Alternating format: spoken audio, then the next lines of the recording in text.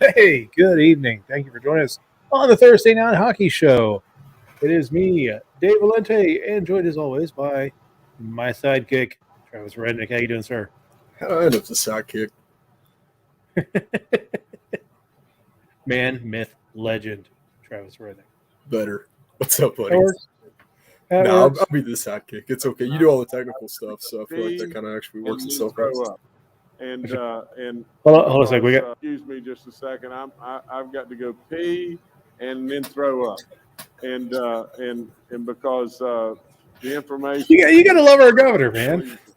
Oh, West Virginia. Love our What governor. a stupid state. These are my people. We voted for him. I didn't, but people did. I didn't. But Isn't it amazing that there's actually people out there that were like, that makes sense. and his dog is cute. That's pretty much the only thing. He owns a bunch of things he doesn't pay for. That's like the two things that Justice has going for him. Yeah. I mean, here's the thing about Jim Justice, and I don't want to get too political on the show, but it's both sides voted for this dude. He was a Democrat in 2016, and he was a Republican in 2020, and he won by landslides in both elections. Yeah, because nobody paid attention whenever he flipped. He was a Democrat acting like a Republican, and then he just snuck it in and turned into a Republican that acts like a Democrat. Yeah. So really, he got both sides of it, man. And his name's easy to remember.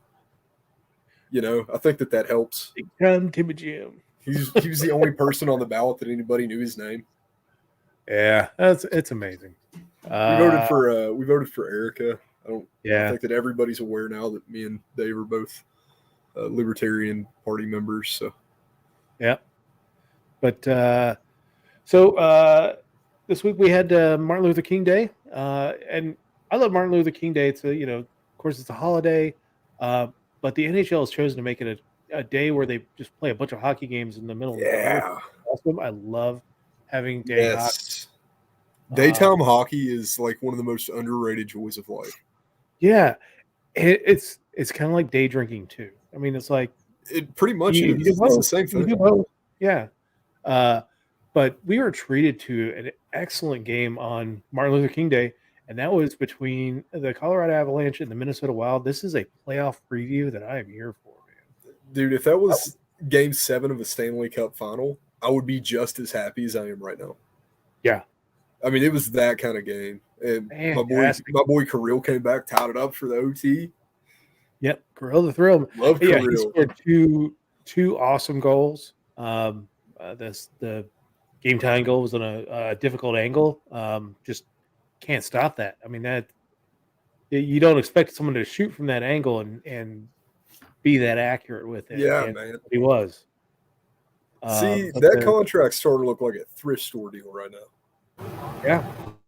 I mean, everybody wondered if he was going to keep it up. Man, he hasn't kept it up. He is advanced. He is pushing the front of the powers that be Kirill Kaprizov. I absolutely love to watch this guy play.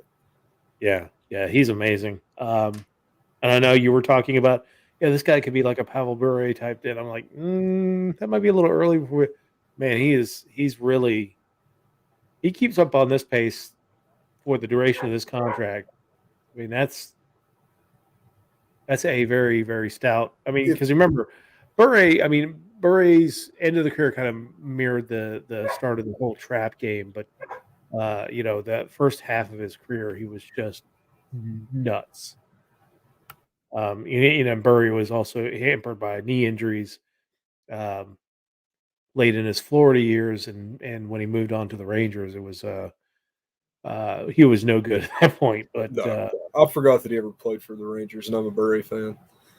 Yeah, I think he forgot he played for the Rangers.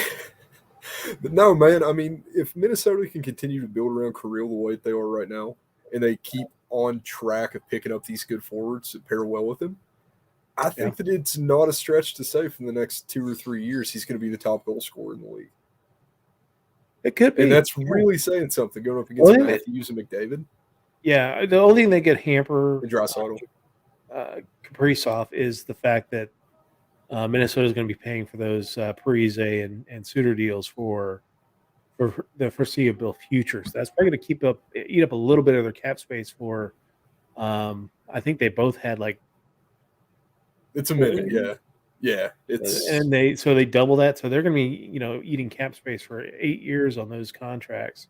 So I mean that's the only thing that's going to really hamper the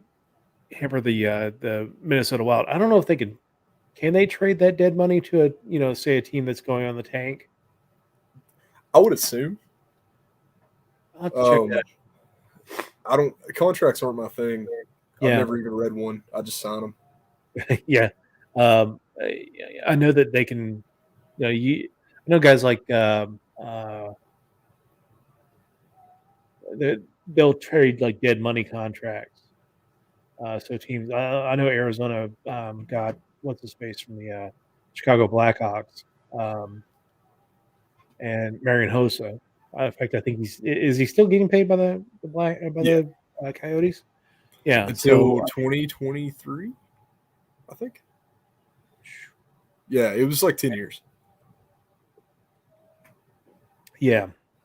So, and as long as there are teams that are going to tank and throw away all kinds of cash and get to the floor of the salary cap, they'll take on the upper echelon teams will continue to take on those type of contracts and just pawn them off eventually. Yeah, but, man. I have bad news from the desert. We have officially been demoted to trying to save the Coyotes with a change.org petition. Oh, no. We are that far downhill.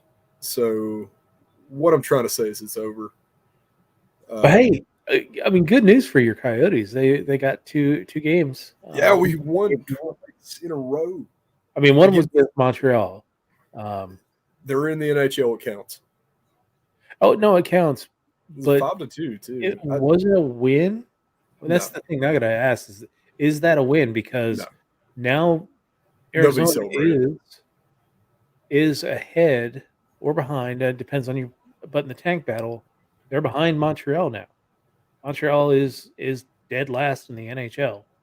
Now Montreal does have games in hand where they can gain, but Montreal is going to have some issues moving forward.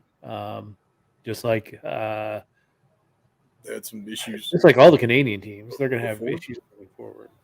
Yeah. I don't know, man. I think that we have plenty of time to come back and tank it all.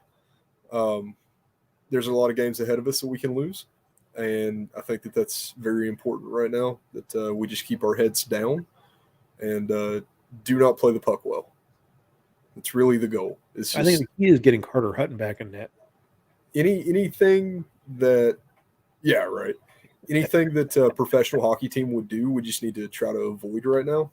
Go out there and just have fun. That's the most important thing. Just be really fun losers. Don't worry about how well you play the game. You will get a participation trophy. You will not get a salary bonus. And just enjoy it. Enjoy the suck. Just, we're making history. That's what we're going for.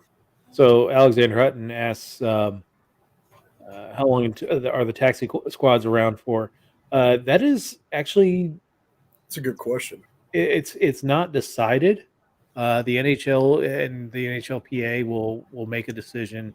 They're just kind of keeping the taxi squads around until they stabilize the whole Omicron situation and aren't canceling games. Now they haven't been canceling games the last couple of days, which is a good sign, and they've also signaled a change in their COVID testing policy. So you may not see as many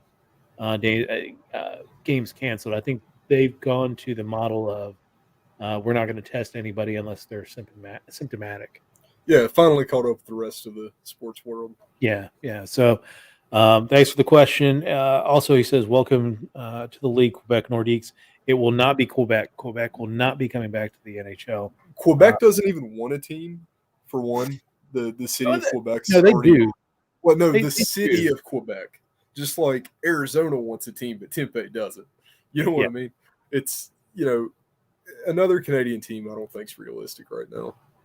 No, I think the same economic factors that were in place what drove the Nordiques away from Quebec to Colorado are the ones that are going to keep the Arizona Coyotes from going up to Quebec. The league has met with the civic leaders of Quebec City, and basically told them, "Don't call us; we'll call you if we're going to, give you another team." The only hope I think for Quebec City is if the NHL goes through another round of expansion. I mean, 36 teams would be a ton to cycle through because you're not going to just add one team to the NHL. You're either going to add two, which will then imbalance the divisions. So then there'll be a push to add another two more. So I think if you're going to make the decision to expand again, it would be another 4-team expansion. Yeah, even if it was just another 2-team expansion, it would give us a good opportunity. I'm still holding out for Milwaukee and Kansas City. I think that those would be 2 phenomenal places to drop a team. There are absolutely 4 markets that could handle a team. There's always the the quality of the game is going to suck if we add two new teams. I mean, I don't buy that argument. I think there's an adjustment period, just like the stats will go crazy for a couple of years. Like they're going kind of crazy this year a little bit because you got a new expansion team, but you also got several teams that are really just going to suck it in water. I, I mean, The NHL is an interesting thing, man. It's got so many layers. You're always going to have like a bottom 4, and not often does anybody rise up out of that. It's kind of like the buffer. This is the gravel zone of the aquifer. Yeah. If you can make your way off of one of those teams and onto a better team, that's kind of the goal. And Arizona right now is one. Ottawa's been one for a while. Buffalo is kind of making its way back up. Speaking of which, I do have the Buffalo-Dallas game on. I'm sure you should probably too. Buffalo's kind of on its way back up. That's they're starting to show some, I don't know, will to live. Well, I mean, there's only so far down you can go. Let's talk about games that are started right now. Well, there's one more question for us. Capitals and Bruins just started. 15:03 left in the first. It's 1-1. We got goals from Kuznetsov and Pasta already. Cocaine Kuzi. Yeah, Kuzi scored at 4:07. Pasternak just scored at 4:57. So 1-1 there. Buffalo just scored. Oh, nice little goal by Rasmus Dahlin. Dragged and put it back in the net there. So it's 1-0 Buffalo. Blue Jackets and Flyers are just underway. It's 0-0 there. Penguins are already up on the Senators 1-0. Simone scored 4:28 into the first. So. And then the rest of the slate tonight, we got a busy night of hockey. The rest of the slate, we've got the Jets and the Preds, the Panthers and the Oilers, Kings and Avalanche. Montreal's on the West Coast taking on the Golden Knights, and the Sharks and the Kraken are the end of the night game for us. So, still weird. That's a real team. Kraken. Yeah. Yeah. So Alex Hutton said that was going to be my next question: where to add teams next?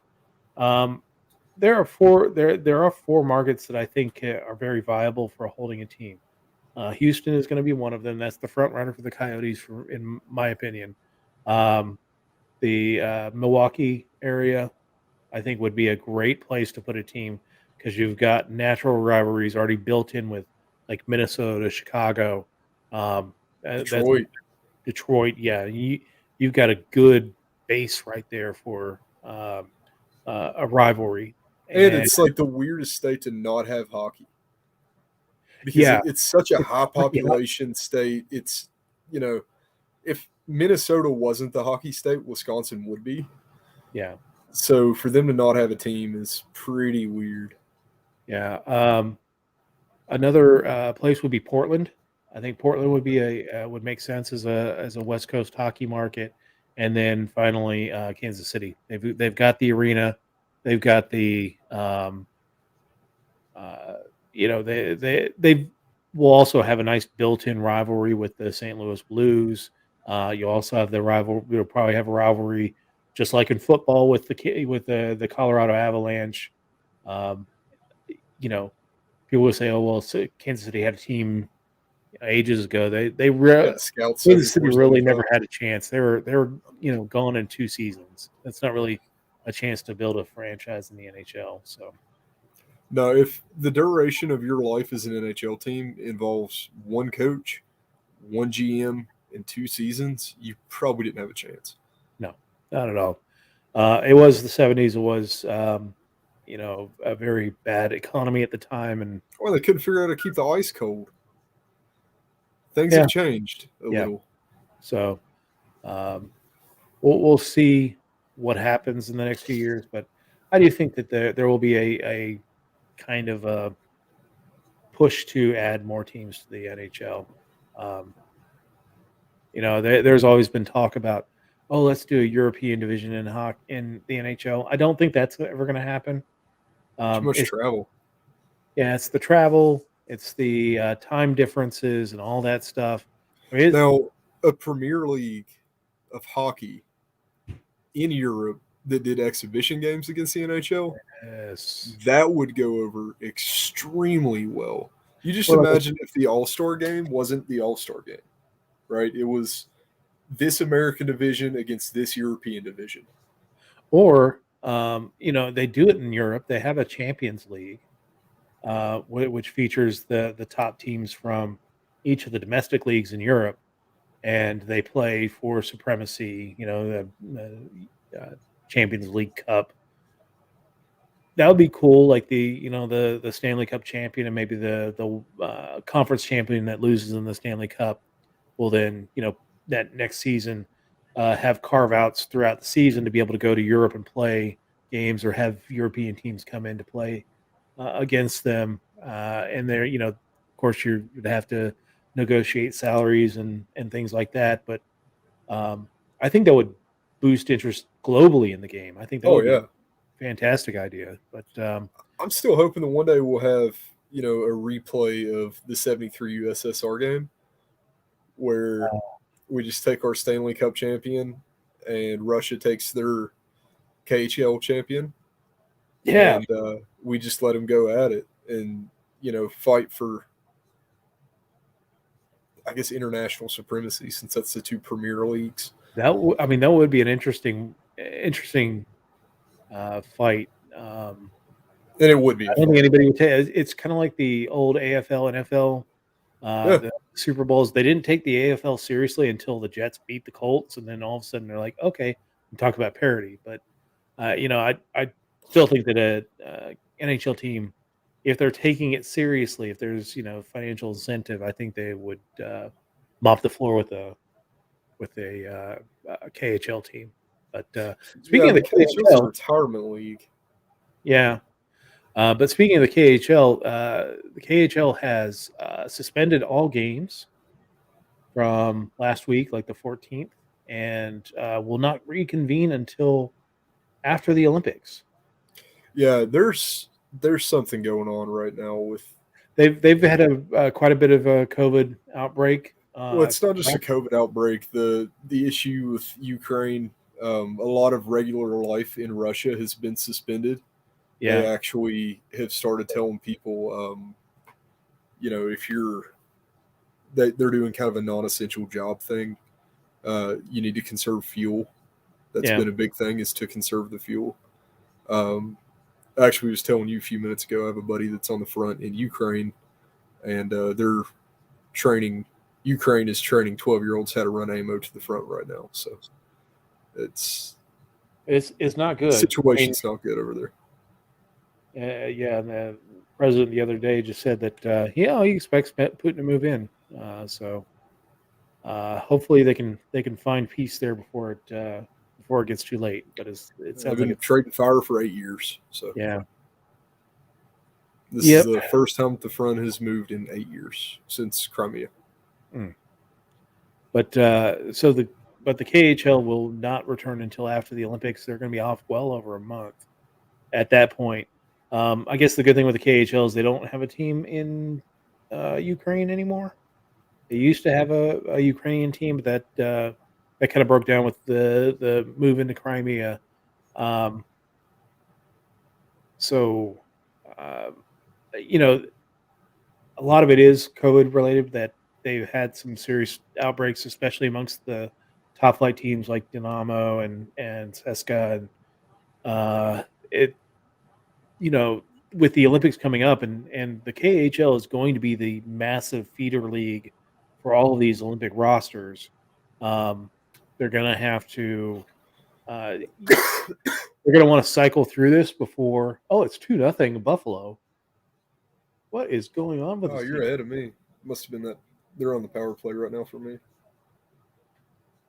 Is that Quinn? Oh, Jack Quinn. Jack Quinn, our 2020 first round draft pick. Didn't he just get called back up? Yep. It's like tonight? Yeah, this is the second game in the NHL. And on the power play, playing point on the power play. Good for him. He looks like he's going to cry. You get it, kid. Nice. That is excellent.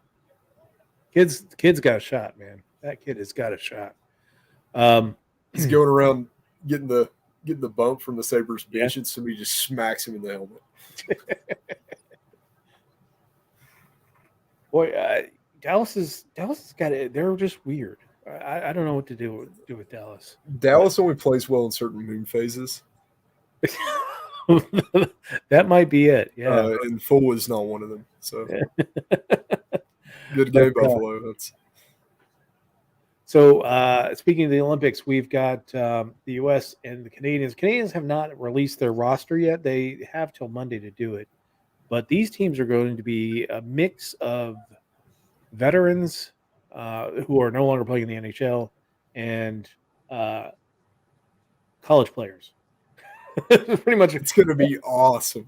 The U.S. This is exciting.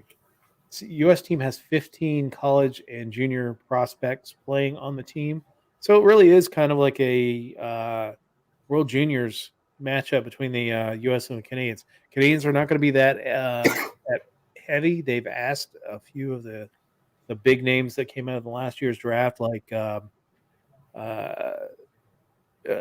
Owen Power, about Buffalo's first round draft pick, the first overall draft pick, Mason McTavish, Kent Johnson, Caden Gooley. They're expected to name guys like Eric Stahl, who's been practicing with one of the AHL teams, I believe. It's not Charlotte. I saw where he's practicing though. Yeah, they have a green sweater. It's about as much as I remember because I was like, "Wow, he's back on the Wild." But yeah, it is. It's actually that's right. It is the Wild's AHL team in Iowa. So he's the Potatoes. I think it's just called the Iowa Wild because they're just not that creative. Dave, I'm pretty sure everything from Iowa is called the Potatoes. That's Idaho. Idaho's the Potatoes. What does Iowa have? Corn. Oh. Starch. It's the Iowa starch. All right, there. We've covered our bases. They used to have like a really cool nickname. It was like a pig nickname. I can't remember what it was, but they actually had really kind of, not your traditional hockey uniforms. They were black, but they also had like just a lot of pink to it. I'll have to dig up a picture of that their old team, but the old Iowa team was a pig nickname for a long time. But yeah, the Olympics. So the U.S. is going to feature guys like Jake Sanderson, Matty Beniers, Brendan Brisson, and the Boston University goalie Drew Comesso. I'm interested to see on the Canadians. I mean, I know the Canadians have just a plethora of old players that they could pick up, and I know Devin Dubnyk is going to be one of the goaltenders that they assign unless Colorado signs him. They're kind of in desperate need for goaltenders at this point. Or Edmonton, who knows? No, man, they're getting Carey Price. Yeah, good luck with that. But Buffalo's one of their top goaltending prospects at Northeastern University. They got in the Sam Reinhart trade. He was the Canadian top goaltender at the last year's World Juniors, and he was just this much out of the age range to play in the World Juniors this year. I wonder if he's going to get a call to play because this guy's already has 8 shutouts this season at the collegiate level. So we'll see if he gets the call on Monday. And that'll be an interesting kind of Beanpot-esque face-off between U.S. and Canada because Drew Comesso is the Boston University goalie. And see those two guys fight it out. I think the U.S. is probably going to struggle a little bit. I think they finished second to Canada in their group because it's a group with Canada, Germany, and the host Chinese team. I think they're both going to rope the Germans are a wild card because I think they're going to have a pretty veteran laden team.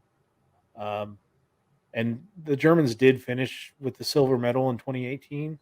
So they could finish second or even first in that division. Depends on what kind of chemistry that the Canadians can generate. They're missing a giant component of that 2018 team. Who's that?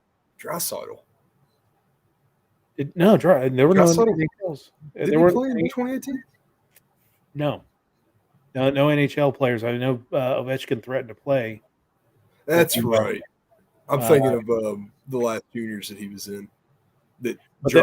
Okay. Yeah, there are some good players that they could bring over if they allowed NHL players. They would have Draisaitl, they'd have Stützle.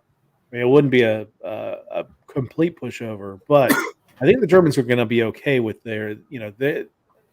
They're going to put a team full of their top, the Bundesliga teams to compete in the Olympics, and I think they'll do okay. They could shock that group, and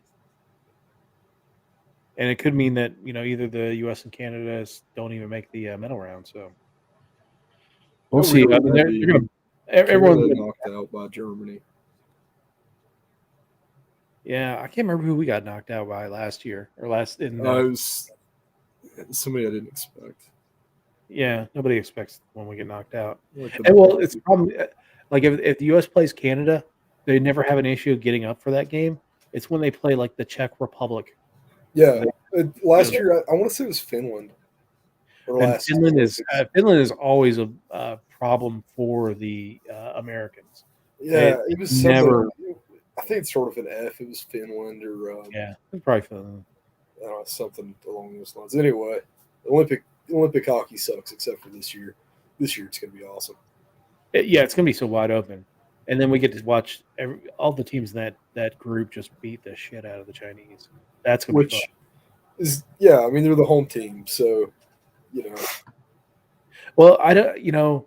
As long as they don't score on themselves, because I remember when Japan hosted the Olympics, the first time the pros went, and that dude just slapped that puck right in his net, and he thought he had scored, and then all of a sudden realizes, oh yeah, that's my net. It's like Forrest Gump running the ball the wrong way. Yeah, the Chinese avoid that. I think they're going to be okay. They're going to get a couple beatings because, whoever put the Chinese in the same division as the U.S. and Canada. That's just vendetta against China. That's wrong. They were dirty they did China dirty for that one. And I know that's probably why the IIHF was so concerned about China moving if the NHL players come. Largely this Kunlun Red Star team that they had put together to play would have just that would have been ugly. The fourth line's going to have to be like Chinese beer leaguers from 10 years ago that haven't laced up since. The people that they got were competent hockey players. Well, the people that they got on that team, they're for the most part, their links to China are very tenuous at best. Oh yeah. There are guys that are Canadians and Americans that were signed to this team. I think Cliff Pugh, former draft pick of the Buffalo Sabres, is on the team, and I think they're they're trying to make the case that these guys can play. I don't think anybody's going to care at this point since they're not going to have the professionals playing there. They'll just let anybody play for the Kunlun Red Star team and represent China, just as long as the Chinese aren't embarrassed too hard. Right. Which best case scenario, China falls flat on their face here. Yeah, yeah. Let's see. Let's take a look at the scores right quick. Still 1-1 in the Capitals Bruins, but 2-0 Buffalo over the Stars. The Blue Jackets and Flyers are still scoreless. Penguins and the Senators 2-1. Penguins, Simone and Malkin has scored. Drake Batherson has scored for the Ottawa Senators. And that's the scores now. Speaking of Buffalo Sabres, instead of fielding competitive teams year after year, we're going to have a new sweater next year, and it's our old sweater, the old black and red goat head. The most metal Buffalo of all time. It is. I mean, it's the Satan sweater. Yeah, Miroslav Shatan, rocking that sweater. In fact, I've got a Miroslav Shatan black and red goat head. I used to wear it when I would run to a Buffalo game in Atlanta, and no one would mess with me on Metro. And like one time, there was like old ladies on the Metro that were saying prayers because they saw my jersey. I'm like, saying, "I'll say a prayer for you." Like, thank you, man. Man, one of my funniest moments here recently. I walked into a antique store in North Carolina whenever I was down there buying stuff, and it was 4 old ladies working. They're really sweet, and they walk in and they're like, "Oh, hey, honey, the tools and the knives are over there." I was like, "Okay, awesome, thank you." So of course I go straight to the glass because most of what my store handles is rarer glass. Yeah, and there was a whole booth of Carnival glass, and I just walked up front. I said, "I want to buy that booth." And one of the ladies looks at me and she says, "Which one?" So the Carnival glass, it's right over here. You take a right, and it's the first one in the corner. "Honey, that's glass." I said, "Yes, you were right. Can confirm it is glass." And she said, "You want to buy it?" Yeah. They argued with me for 25 minutes because I didn't look like I should be buying the glass. They went through like everything. They thought I was going to scheme them. They thought I was going to try to pass a bad check. Like, I feel like I was going through the TSA just trying to buy some glassware. And see, people don't realize that West Virginia is kind of one of the hotbeds of glass making in the country, and yeah, it's a as big far as thing. the international history of glass goes, West Virginia is absolutely the most important place in modern history. Yeah. So many great. What was it, Blinko glass? Yeah, Blinko's still around. I mean, Blinko, along with Biscoff, a guy that had worked for Blinko, yeah, really started the mid-century modern glass craze. If it wasn't for the stuff that John Blinko was doing, which Blinko started in the early 1900s making window panes, and then whenever they had leftover glass, they'd make vases. But the density of the glass made it come out in wacky shapes. Yeah, and people started buying it. But I mean, we had Fenton, Dugan, Kanawha, Rainbow, Gibson, Payton City is just barely north of Moundsville, and then of course Moundsville, Fostoria. If you've ever eaten off of a Fiestaware plate, that factory is in Newell, West Virginia. West Virginia, yeah. If your grandma has a neat little vase that probably is hand painted, it more than likely came from Williamstown, Fenton. Yeah. So. Yeah, cool stuff. Tell people about your store. Yeah, so I own the Deep End Antiques in Beckley, West Virginia.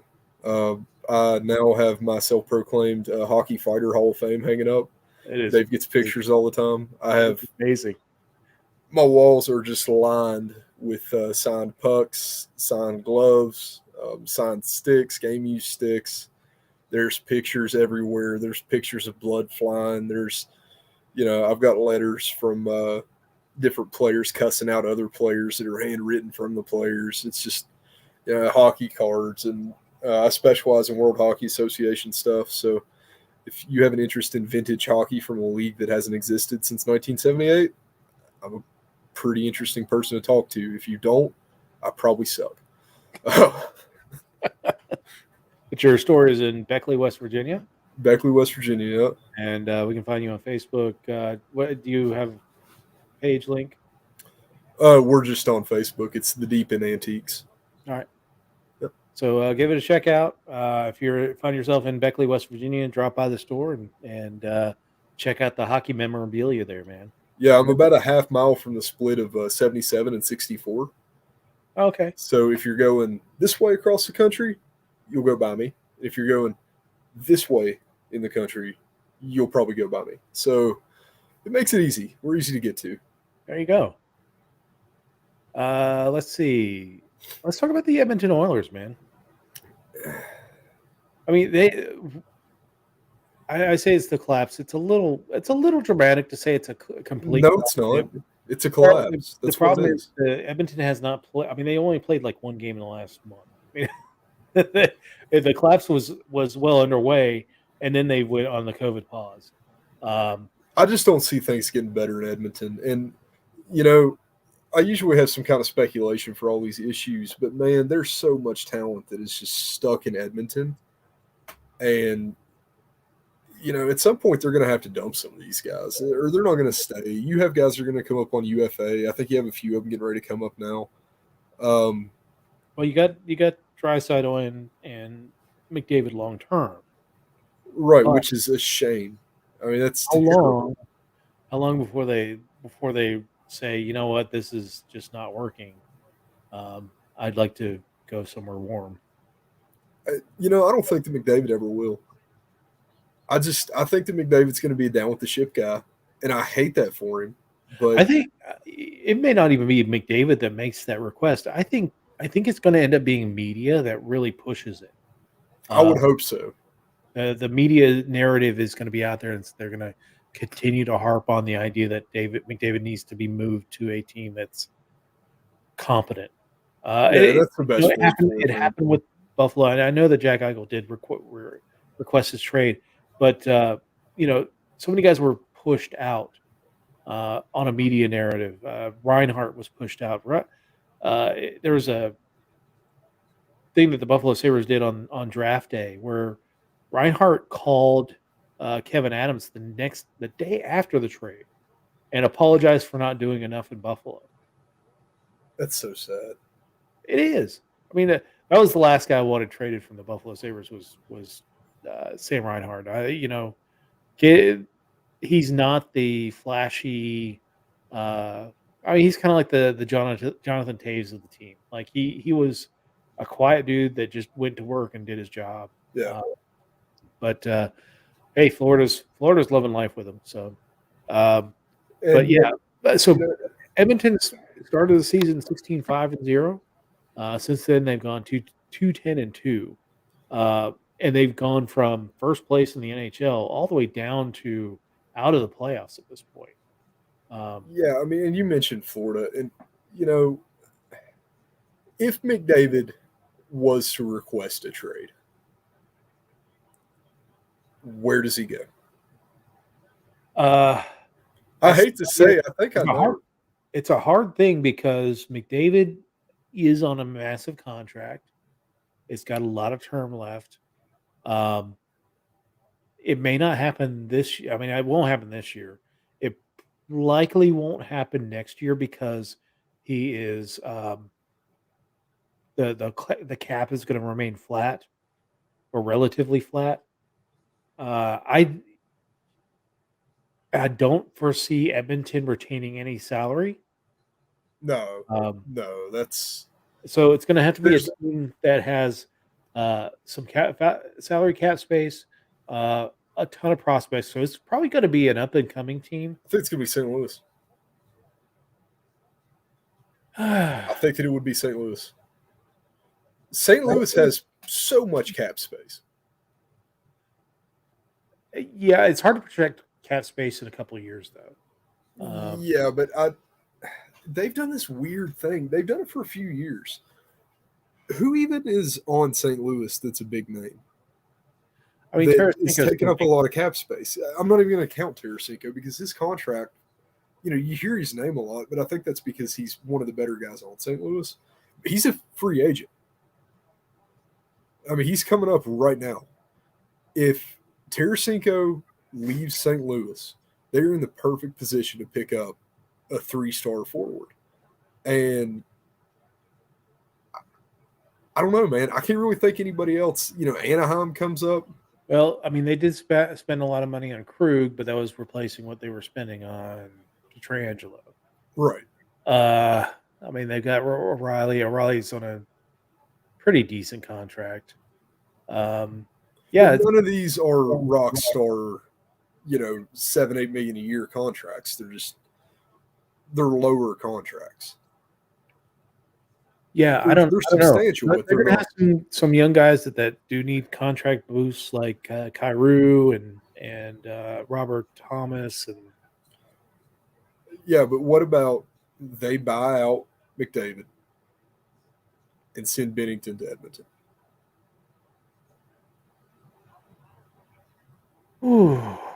I don't know. Bennington and a prospect. Just Oh no, it's going to take a whole lot more. I don't know if it will, man. I It will. I think that the Edmonton focus on goaltending is so strong right now that they would actually give up. No, you can't. I mean, it's just like with the Eichel trade. You're not going to win an Eichel trade. You're not going to win a McDavid trade, but you got to get a ton.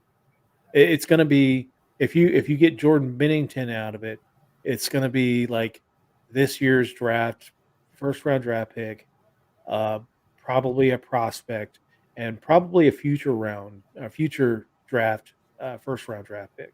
That's probably. I mean, for a guy that is a Art Ross Trophy winner, who can score, can assist. He's the best player in the league. We're contemplating where Gretzky's going in. This is 1981 right now. We're trying to figure out where Gretzky goes next. Yeah, you're right. They don't have. I mean, they've got. I think that the issue with McDavid, though, the reason that they could get by so cheap on McDavid, comparatively so cheap, is because there's nobody else in the league that's in the market. Oh, Dallas scored. We got the goal. Jason Robinson on the power play. Who else could afford to lose a goaltender? Which St. Louis can't do that, but they'll replace Bennington. Yeah, you're right. And put down the money to buy out the McDavid contract and have anything left over to give to Edmonton. Well, your Coyotes are going to have wherever they end up, especially if they move to a good save. Oh, no, should have. But wherever your Coyotes end up, they move to a new city. They're going to have a crap ton of cap space. They've already just. We really already have a ton of cap space. The only contract we have that actually matters is Clayton Keller. Yeah, or Chikrin. And then Chikrin's probably going to be gone too. Chikrin's leaving. Chikrin's not going to stay. But they're going to want to make a splash to bring in that market and have someone for that market to cheer on. I wouldn't be surprised if Arizona, wherever they end up, makes that splash. That would be awesome, man. That's a reason to stay on. I mean, the one thing I would worry about as an Edmonton Oilers fan is that outside of the first round, the Edmonton Oilers do not draft well at all. And that they how many years did they have the first overall draft pick, and they get the guys like Taylor Hall, who didn't really do a whole hell of a lot didn't do a whole hell of a lot for the team, got moved out. Ryan Nugent-Hopkins is okay. Jordan Eberle was okay, but these guys didn't move the franchise. Right. Draisaitl and McDavid moved the franchise, but they're the rest of that team is just Darnell Nurse is starting to come around, but I mean, there's just not a lot of pieces that are still in motion. That, But that's, yeah, I mean, that's I see what you're saying. I don't know that Edmonton's going to think that far ahead. You know, no, I think the winning team mentality in these situations is we'll draft better. That's yeah, the solution. We're going to draft better. and they have it, and that's been and Alex Hutton, I'm sorry, Jordan Hunter said that Buffalo has fundamental franchise issues throughout, though Edmonton is just incompetent building a team around the talent. That's true. Yes, yes. That's Buffalo's getting better on their franchise issues, I think, but their Edmonton has been very incompetent in building a team around McDavid and Draisaitl, and it's because they haven't drafted well. And Buffalo hasn't drafted well either. Their first round picks have done relatively well, but it's hard to identify outside of Victor Olofsson. There's not much in the second and third rounds that have really developed for the Buffalo Sabres. So,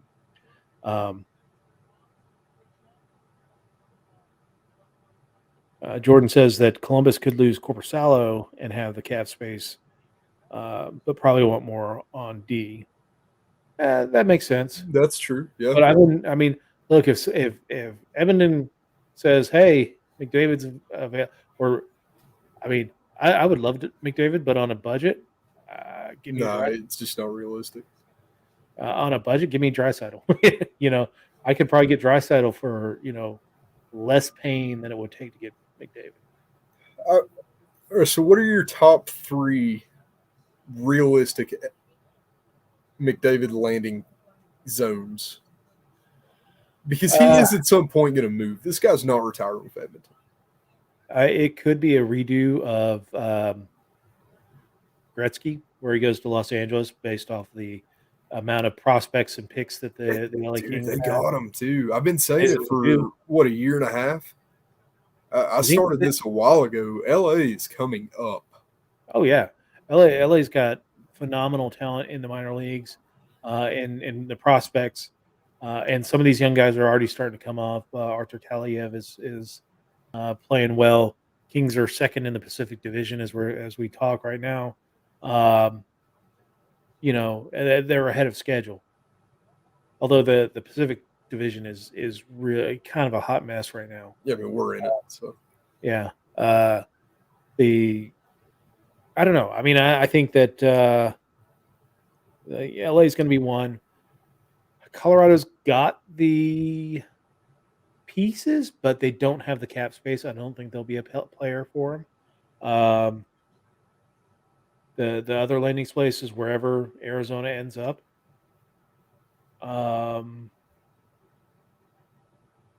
They're always going to try and link it. I have one. Rangers aren't going to have the cap space to do it. It's going to be. Dude, I hate to say this so much. I feel dirty for even thinking this. Where? Seattle.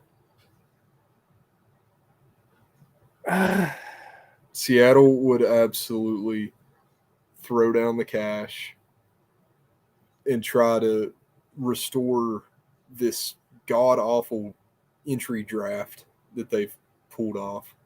Oh, I know, because they're struggling. But they have cap space. They do have space. Your St. Louis Blues do not have cap space, though. They have $63,000 in cap space. Yeah, they have a lot of contracts that are getting ready to come up. I'm talking a year and a half, 2 years, whenever 2 years. It starts to go considered. Yeah, 2 years you got so this season, next season is the end of the O'Reilly and Tarasenko's, which are your 2 biggest money contracts. You've got Justin Falk, Torrey Krug, Colton Parayko, and Marco Justin Falk is still in the league. Marco Scandella are all on at least 3-year contracts. Falk, Krug, and Parayko are beyond on cap friendly at this point. They're well beyond 26, 27, so they're long term. And then Jordan Binnington's on $6 million for the next 10 years. You also have Pavel Buchnevich, who's on long-term IR at this point. So,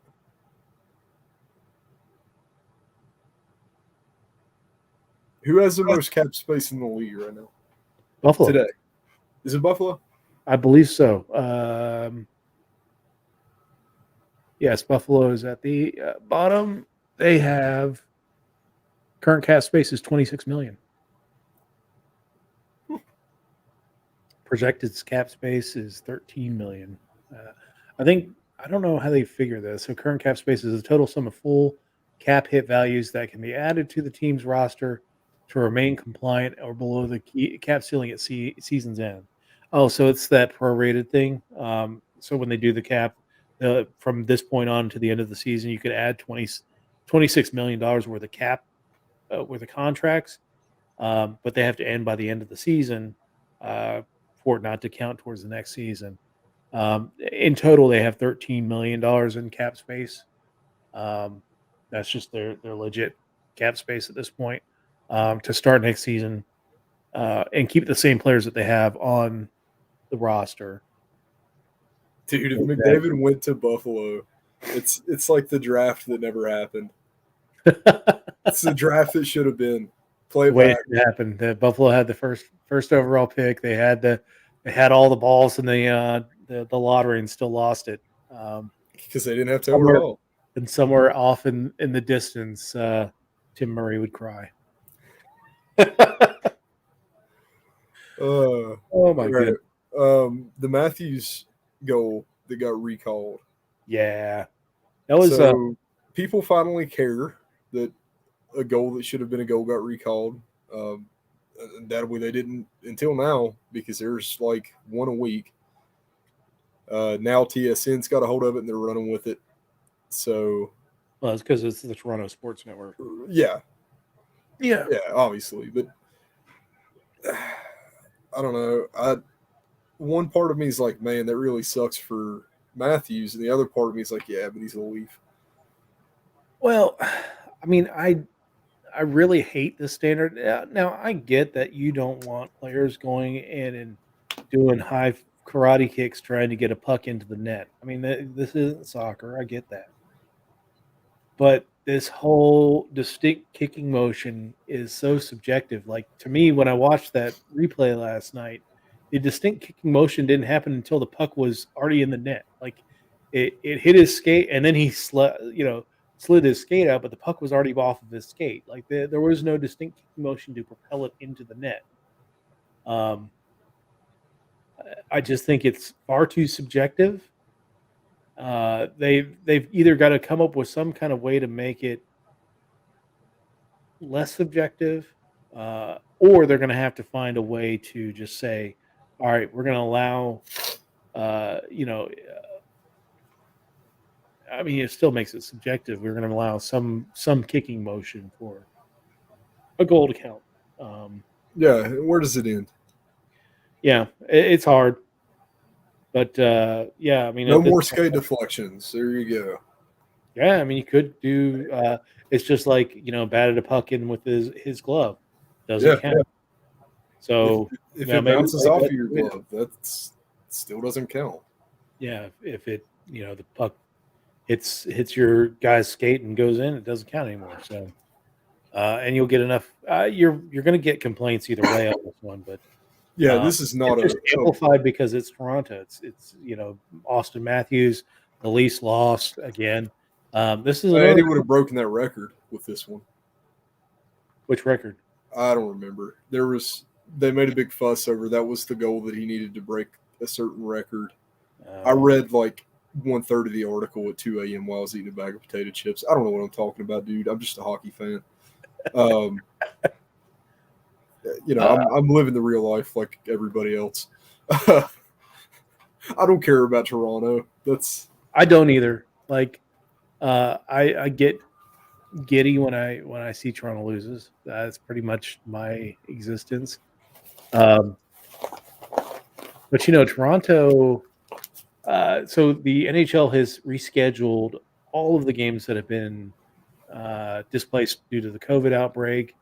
And, where the Canadian teams really went on a pause for about 2 weeks. And some American teams had their games impacted. My Sabres have... Like us. We're out now. Are you guys out now? Yeah. Yeah, we're postponed for a minute. So my Sabres have 7 games moved, including the move. They actually moved a game from the end of the season to actually the first day that they would have had games scheduled. It doesn't really squeeze up the schedule too bad for the Sabres. It just means that last week of the season they're going to have a little more time off before their final 2 games of the season. But a Montreal game, who we've had really good luck against, so I'm good with moving games up against Montreal. But So we actually did not get postponed. We got the postponed games scheduled. yes, That's what it was. yeah. So postponed games are all during the Olympic break, so a 3-week period between the 7th and the 22nd of February. As we noted that Canada's been hit by this the worst, Ottawa will have 10 games in that 3-week period, which is, you know, that's pretty stout. It's not going to impact the playoffs per se. Ottawa's well out of it. But the Canes, the Maple Leafs, the Oilers, and the Jets all either close to or have occupied playoff positions this season. We'll have 8 games during that 3-week period, and we'll see how it goes because that's their schedules are getting pretty clogged up, backloaded on this season. So Speaking of the Canes, yeah, number 1 on the Super 16 power ranking.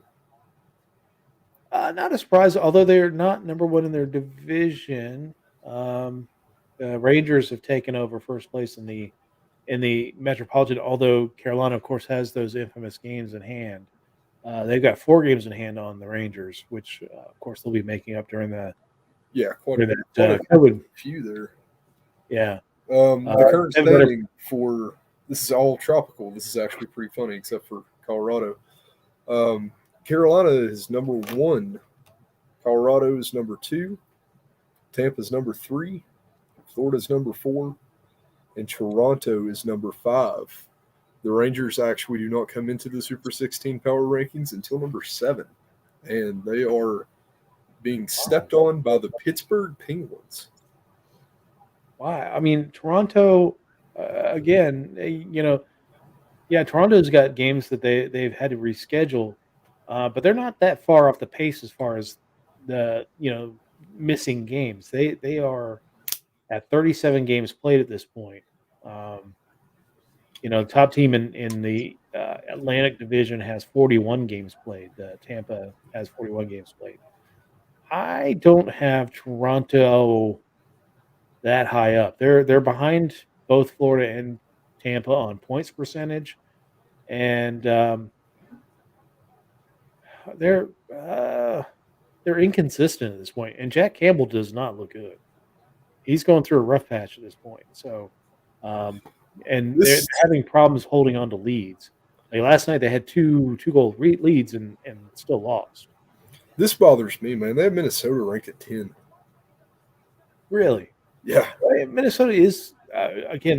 They've had they're behind in games. They're at 35 games played, 47 points. They are they're behind Colorado on points percentage, but they're ahead of St. Louis and Nashville. I actually yesterday locked in Minnesota on my Stanley Cup future bet. That's a good call. I think I got it at like 3,000. Yeah, they're going to need to add a couple pieces at the deadline to kind of make that push into the playoffs. But man, if that game on Monday is any indication, man, I am here for that series between Colorado absolutely, dude. And if the playoffs started today, that would be the first round matchup. And it would be. I mean, that's one of those series that you cannot miss a game of. Actually, it may not be the first round matchup. Let me see. Yeah, it should be.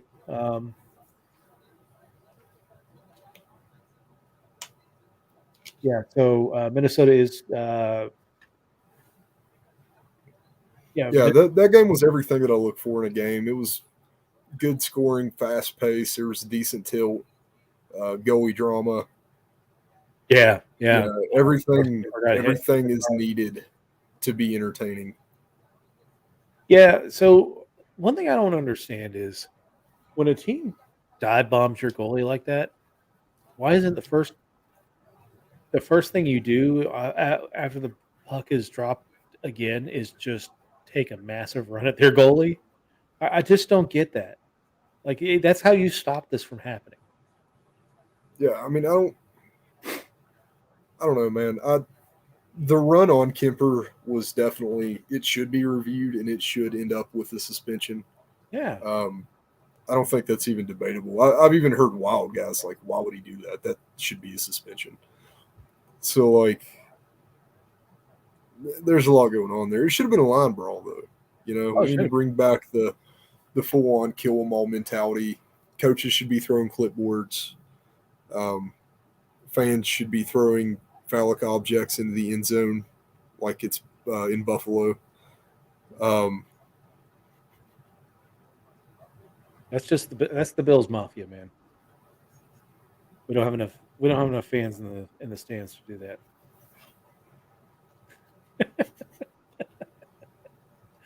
I had to put that in well, there somewhere. I was looking for a good opportunity. all right, let's talk about your favorite fights of all time. My favorite fights of all time. I wrote a list and then I deleted the list and then I rewrote the list and then I deleted it again. Number 5, I think that you'll appreciate this one. 2 of the best tough guys to ever step on the ice. One of them actually is such a bad dude. He had a comic book supervillain named after him. The time that Tony Twist sent Rob Ray to the hospital with one really, really good strike. Oh. What was that, 95? Yeah. I think. Yeah, man. Just a killer fight. It's one of those fights, even as much as I appreciate fights, to watch it, you see the hit and you understand exactly how badly he was hurt. It's hard to watch. Yeah, and I mean, the thing with Ray is that pound for pound, he was one of the top punchers in the league. Like for a smaller dude, he could throw bombs. He laid out his own share of players, but to get laid out by Tony Twist, and Tony Twist was same thing. I mean, he was Tony's a monster. Yeah, pound for pound was just a beatdown machine. Tony Twist was so good at being an enforcer. He's pretty much been erased from NHL history as playing. Like, whenever people talk about enforcers today, you don't even hear the name Tony Twist. Which is sad because in fact, he's still a kind of a fixture in St. Louis. Yeah, he still has a post-game show. He still comments on a post-game show. He used to sing a Bud Light theme during the games. Like he would be doing radio copy of ads for Budweiser, and he would sing the Bud Light theme. Was that back whenever Budweiser Light was still a thing? Oh yeah, you remember Budweiser Light? Yes. Pre-Bud Light. You're old, Dave. Pull tab.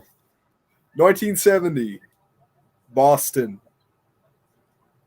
Derek Smokey the Bear Sanderson. Yes. Gets into it with 2 fans over the glass. Yes. Takes down the glass. Gets at the fans. Gets a few hits on both of them. Gets rushed by a Boston police officer. Turns around and decks him in the face. Drops him in the box. Goes back out his next shift. That is something that you will never, ever see again. Last ones in both hands. That was a felony. The dude just casually committed a felony. I think that he actually got an assist later in that game. Derek Sanderson was a wild dude. And, there's so many guys from that era that played for that Boston Bruins team, man. Terry O'Reilly. He's another one. He's just larger than life. Him and Sanderson just tearing it up.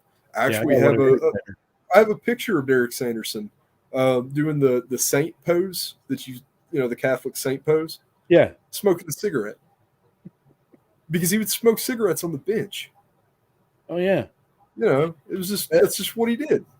One of my favorite all-time Buffalo Sabres was probably the last guy that smoked during games, and that was Teppo Newman. Yeah, he would smoke during the games in the 2000s, like Yeah. those 2000 teams that made cup run, deep playoff runs. He would go back and smoke a dart during the game, like or during the intermissions. He's a last of a breed of player that is sorely needed, I think. Yeah, man.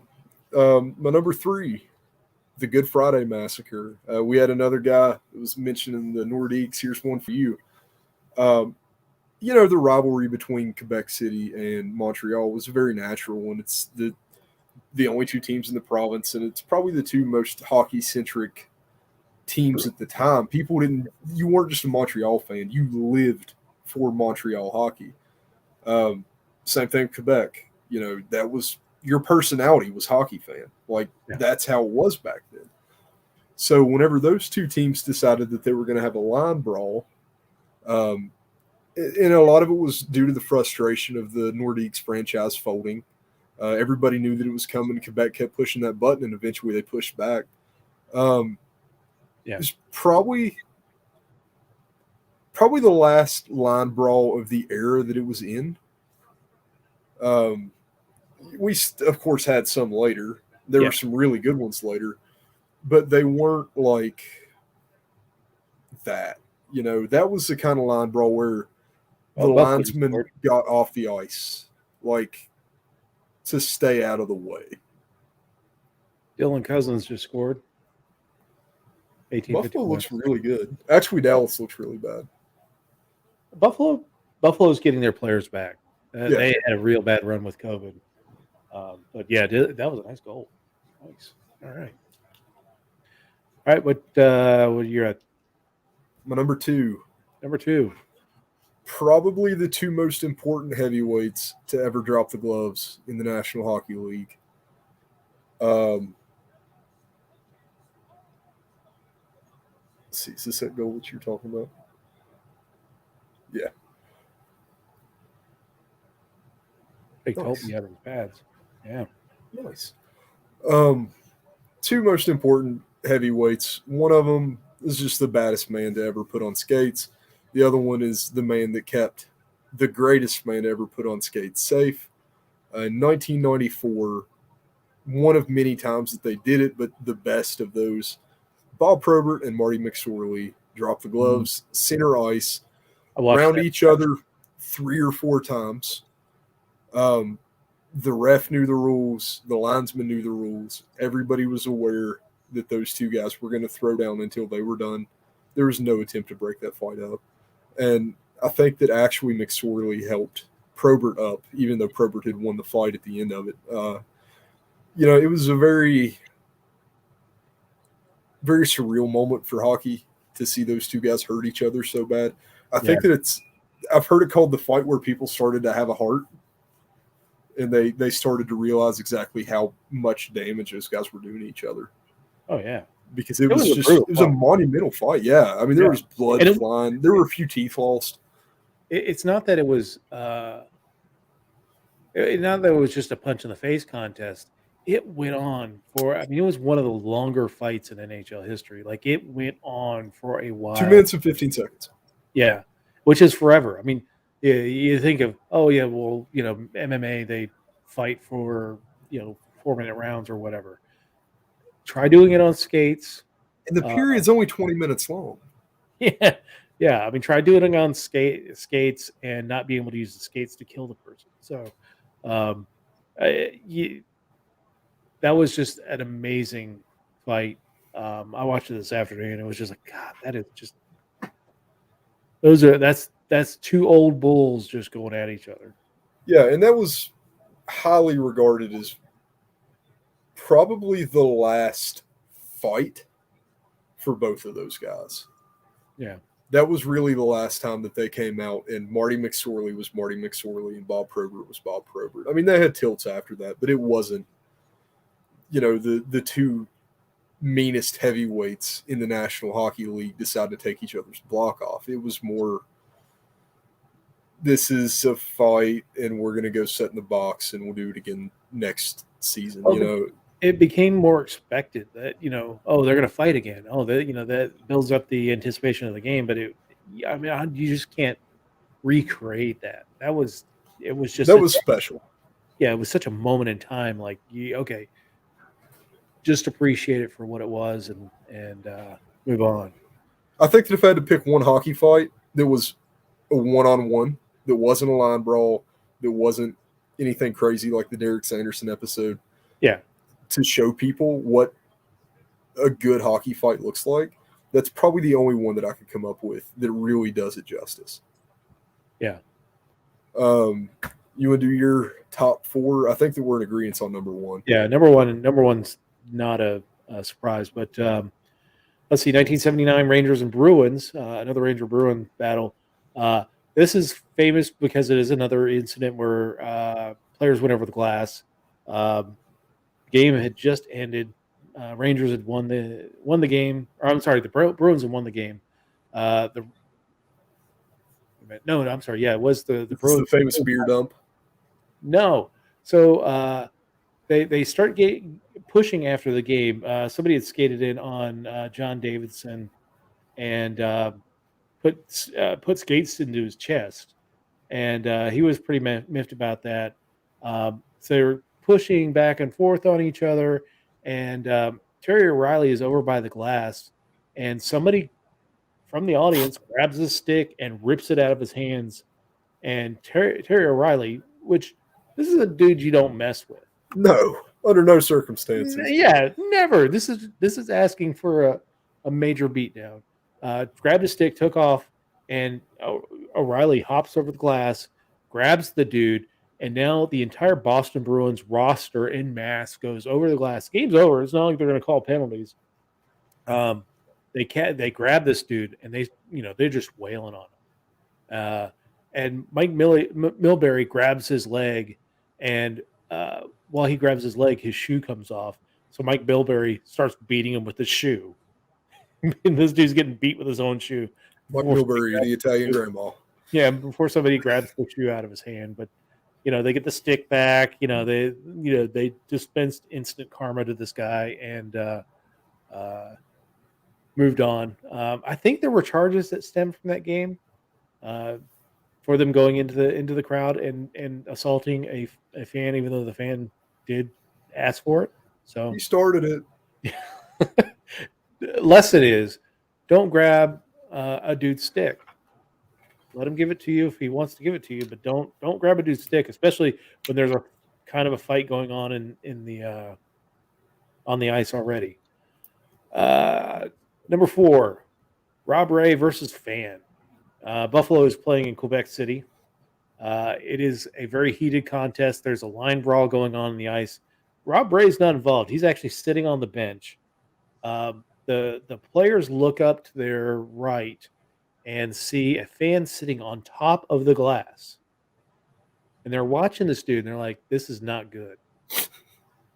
So this dude throws his leg over the glass and hops down on the ice and decides to take on the Buffalo Sabres bench. And he's met with about 20 rights from Rob Ray. I mean, just jackhammer. This is how you know the beer was cheap in Quebec. Oh, my goodness. This dude just, I mean, I'm sure like the first 2 punches, he's like, I need to get out of here. But he's being held by the entire Buffalo Sabres team. And Rob Ray is just dispensing instant punishment. There's a Quebec City cop on the dude's back trying to pull him away from the Buffalo Sabres. But, Ray's just continuing to hammer on this dude. This is a lesson this dude learned over and over again for a while. The hardest way. Yeah. And it led to one of the best This Is SportsCenter ads. I've seen that fight, and I think that he got beat so bad he probably forgot how bad he got beat and then got reminded by the next punch. Yeah, exactly. Oh, Dallas just scored. It's 3-2. Oh, yeah, that was a nice play.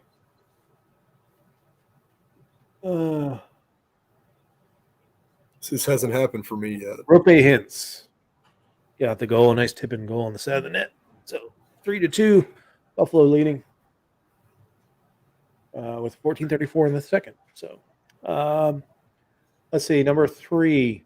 I Mine's very Buffalo because these are my favorite fights. Buffalo's Jim Schoenfeld, 1972, crashes into Boston's Wayne Cashman and sends him through the Zamboni doors. The doors open, and they proceed to get into a fight in the Zamboni hallway. This game just devolves from there.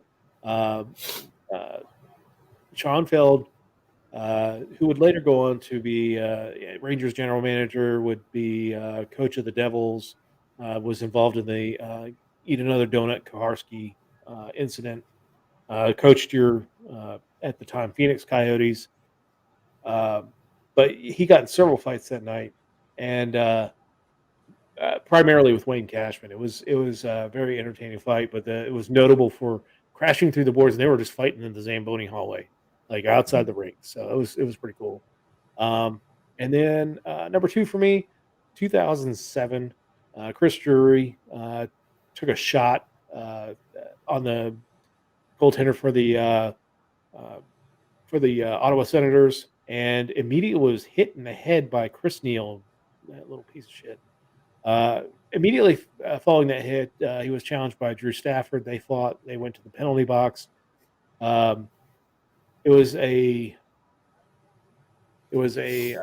moment in the season for the Sabres that they've been challenged quite a few times, and this is when they really started sticking up for one another. The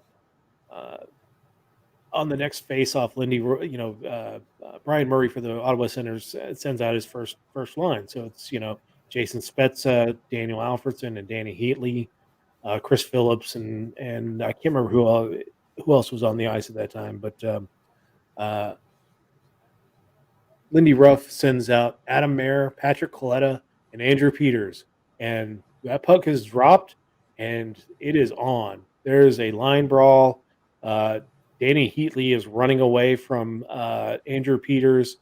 Andrew Peters tries to grab him from behind, and he spins around, and Danny Heatley actually hits him with a stick on his helmet. Peters and Chris Phillips fight.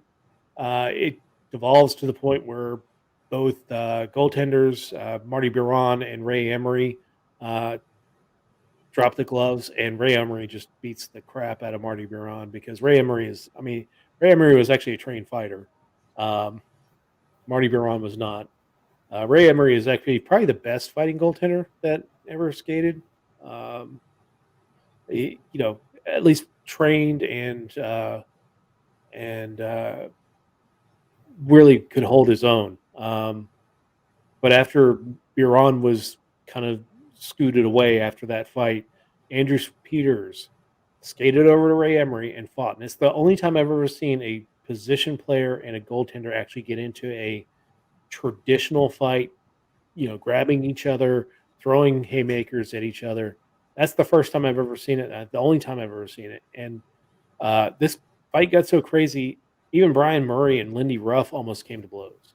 The only thing that stopped it was that Lindy Ruff was standing up on the boards and yelling at Brian Murray, and he slipped and fell and cut his leg pretty good. But they yelled at each other pretty good. I mean, you could hear it over Rob Ray's microphone as they were doing it. So it was a completely crazy brawl. It was a completely crazy game. That's my second. And then I'll let you talk about the number 1 fight. Yeah, number 1 spawned a new position in hockey. It was the first real time that anybody was called an instigator. Yeah. And, now we have guys like the Rat, Brad Marchand, that they live to be the instigator. But the original instigator got turtled on March 26, 1997 at the Joe Louis Arena by my dearly beloved Darren McCarthy. Fight Night at the Joe spawned what probably became the bloodiest rivalry in hockey history. These guys love to hurt each other at any given chance. Now, there were little scrums games before, like, any good hockey game. But whenever Lemieux put a bad hit on Chris Draper that sent him to the locker room, Darren McCarthy came out to redeem him. Yeah. And put Lemieux face down on the ice. Just chainsaw start punches. I mean, just whipping the cable. Back of the head. Called it the turtle. These guys hate each other to this day. Oh, yeah. They actually genuinely, it's not like WWE hate. It's like they are fight on sight. They can't even go to the same Hall of Fame events, just for fear of them getting in the same room. It turned into a line brawl that lasted pretty much the rest of the game. Anytime that anybody came on the ice, they would fight again. It actually was so bloody that they almost called off the rest of the game. It was Osgood and Waugh. It was Osgood and Waugh, yeah. Yeah. I mean, that was a good goalie tilt. That was a decent goalie tilt. Yeah, it was a full length event.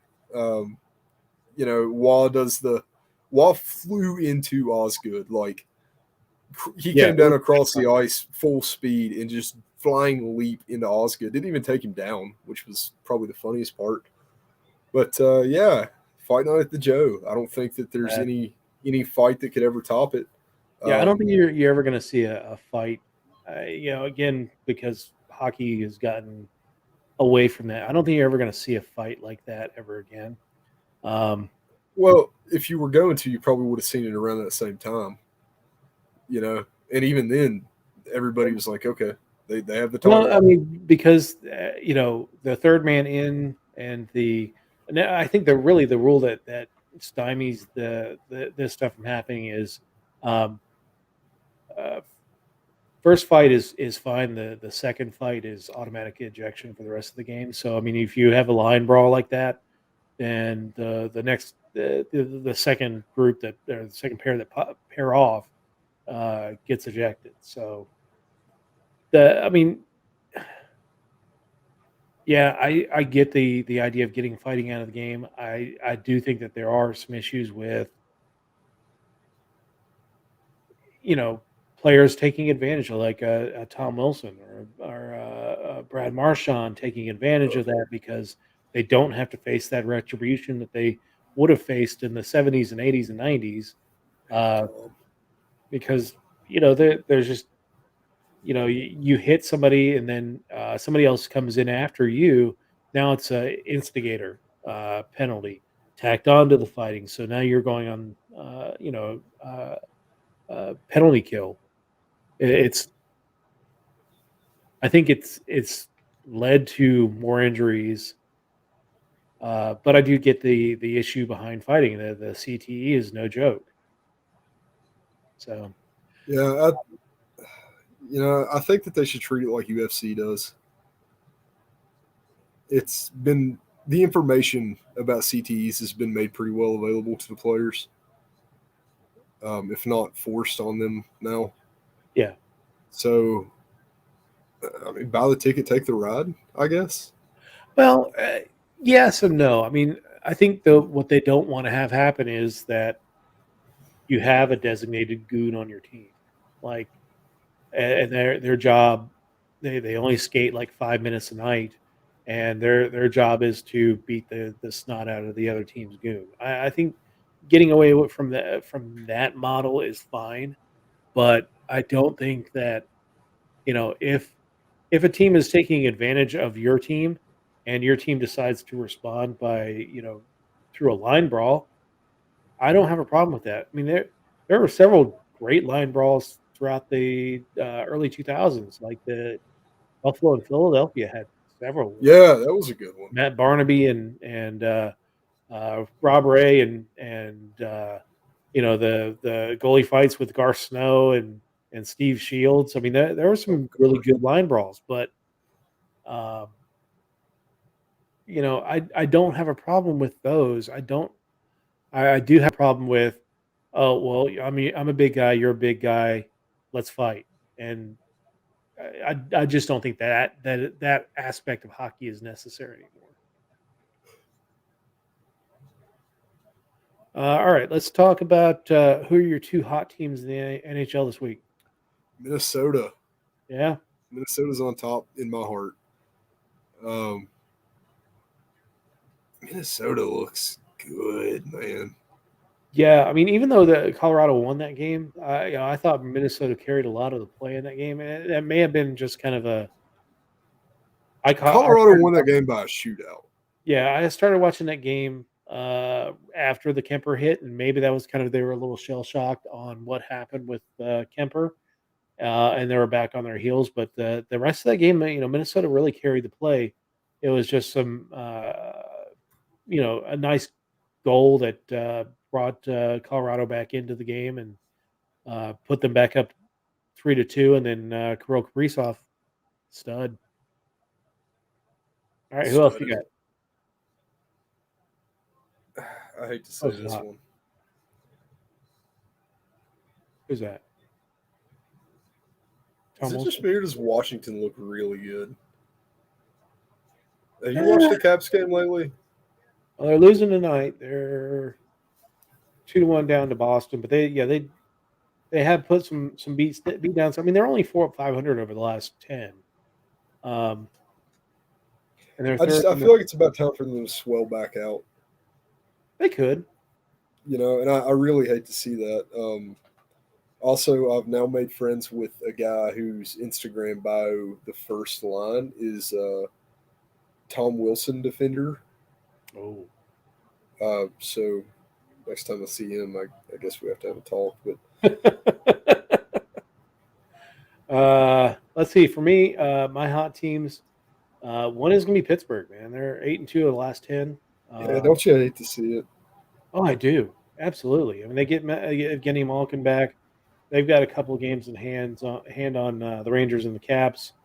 They're only 2 points behind the Caps at this point, but they're as hot as they've been, they're still fourth in the Metropolitan Division. It just speaks to how tough that division is because they're ahead on points percentage on Washington, but still sitting fourth. Let's see, and then Colorado. Colorado is smoking, man. They're rocketed up to the first position in the Central Division, first top seed at this point in the Western Conference, and 9-0-1 in the last 10. They're Is this finally going to be the year that we get to see a Colorado Cup? they've got to get goaltending. I mean, even with the Darcy Kemper situation, I don't trust Kemper to get them to the Cup. They need to have somebody. This might be the situation where if Carey Price comes back and looks somewhat competent, that Colorado spends some of that capital they've got. I mean, they've got defensemen, they've got forwards, young prospects that they could send to pry Carey Price away. The thing is making it work within their cap, but that's going to be a hot market, I think, between them and Edmonton. And I don't know how either team makes it work with their cap.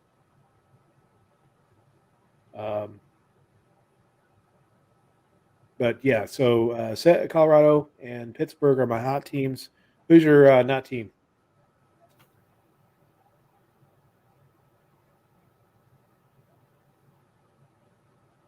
Why did we beat Montreal? We didn't need that. Oh no, baby, what is you doing? We didn't need it. Nobody was cheering in Arizona.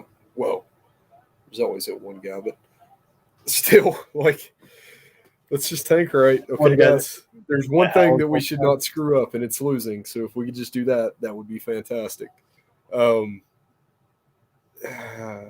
don't know, buddy. Arizona is just such a disappointment. We can't even lose properly. Yeah, you guys are 3 points up on Montreal. Yeah, we shouldn't be. Games, though. Even on games. Your points percentage is .316, and Montreal is at 2.276. So they're actually even worse in goal differential. Yeah. My other one is Edmonton for the sudden fall off in Edmonton. I don't think that comes as a surprise to anybody. Yeah.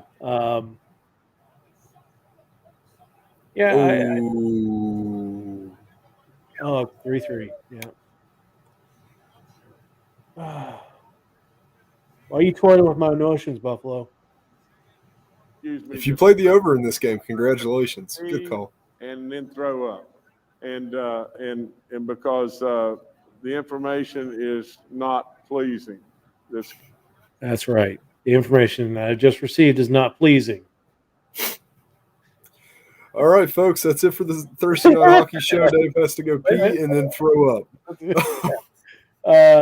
So let's see. Not hot. I'm going to go with Philadelphia. They're still just wallowing in their misery. Yeah, it makes it so much worse when we got the Ghost Bear on such a steal. You know, every time that I think about Philadelphia now, I just think about why did they give us Goss the Spear? I don't know, man. They just gave him to us. He was free. Yeah, no, he literally was free. Yeah. Like, yeah. It's just like, here, have a guy. We're like, okay, thanks. And then he comes in and I need to check Rasmus Ristolainen's stats lately. I need to go check that out and see how bad he is minus. The other, I mean, Edmonton, I can do that. Seattle, man, they're Seattle's awful.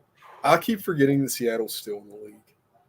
Yeah, and it's easy to because they're just so unimpressive.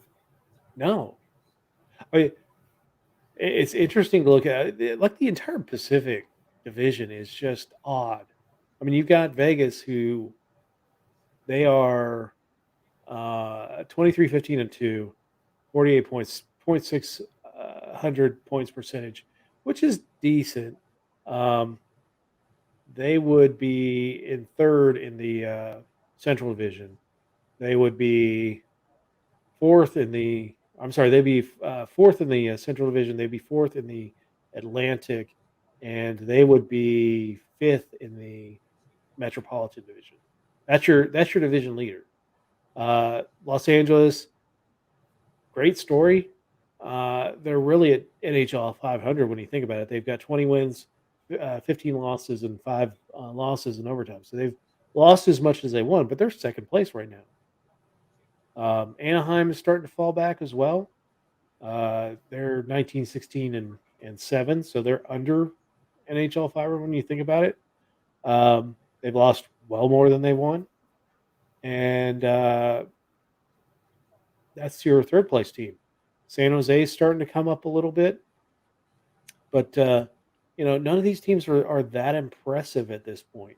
The two teams in Alberta really got out to a fast start, but they've both come down to earth, as we talked about. Edmonton, Calgary's just as bad.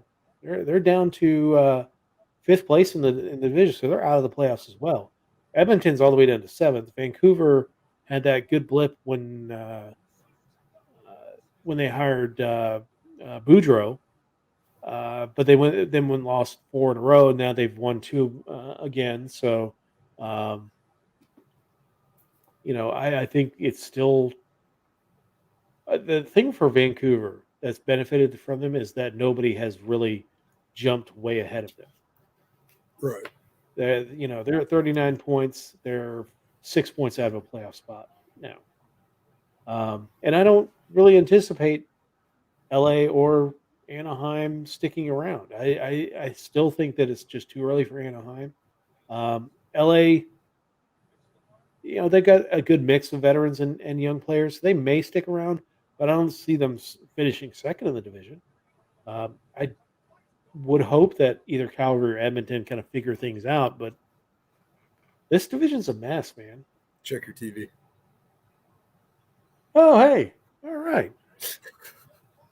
Buffalo scored. So let's update the scores. Capitals and Bruins are tied at 2. Kuznetsov and Tuck, Justin Tuck.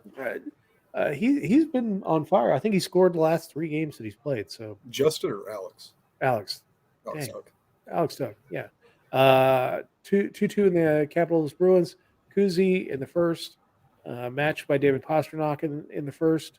That was both of those goals were scored at the 4-minute mark in the first period. And in the second period, Pastrnak scored to take the lead at 8:37. Lars Eller has just scored to not the game at 2. Lots of goals in this game. 4-3 Buffalo over Dallas. Dallas has got 30 shots on goal so far. Buffalo only has 17. I'm not sure why. I don't Make them even count. Is Holtby still in the net? Yes. He's having a Holt beast night right now. The scoring for Dallas in the first period was Jason Robertson at the 16-15 mark. That was in response to 2 goals by Buffalo. Rasmus Dahlin, his 7th of the year at 247. And Jack Quinn on the power play, his first in the NHL at 637. Dylan Cousins scored to give the Buffalo Sabres a 3-1 lead at 109 of the second. Rope Hintz got his 16th of the year at 526 on the power play. Tyler Seguin got his 11th at 1140. And then Alex Tuck has just regained the lead for the Sabres, his 3rd on the season. Really, really starting to heat up. Really liking this deal. The Blue Jackets have a 1-0 lead on the Flyers. Oliver Bjorkstrand scored at the 11:53 mark of the second period. Penguins are opening it up on the Sens. It's 4-1 now. Sens are on the power play. Drake Batherson scored in the first period for the Sens. Dominic Simone, Evgeny Malkin already has 3 goals. Matheson and Crosby's got a 7th of the season on the power play. So it's 4-1. And early scores for the 8 o'clock games. The Predators are up on the Jets 2-0. 2 goals, Ely Tolvanen and Marcus Granlund. Nice. So, you got anything else for the week? That kind of about does this, man. Right on. Well, we had a good conversation about fighting and all the good stuff. So, yeah. Anyway, thanks everyone for joining us. Thanks to Alex and Jordan for dropping comments on my Facebook page, watching the show. I'm sorry, I can't. For some reason, my Facebook page, I can't share comments. It doesn't show up in our comments section for me to share. If you watch on the Thursday Night Hockey Show page and watch from there, you can make comments and they'll show up and I'll be able to share them. We did get a couple comments from YouTube. 2 Russian guys, Voom.ngo and Voom.ngo. That sounds like a good way to give your computer aids, I think. So nice. What'd they say? That was the message. It's these bots will send little links in comments on YouTube, and I think it's all to like Russian hackers. So, nice. This week I am wearing my Crown Royal jersey. I'm wearing my Harley Davidson shirt. Nice. Right on. All right, sir. Well, thanks again, everyone, for joining us, and we will talk to you all again next week. Auf Wiedersehen. Bye, guys.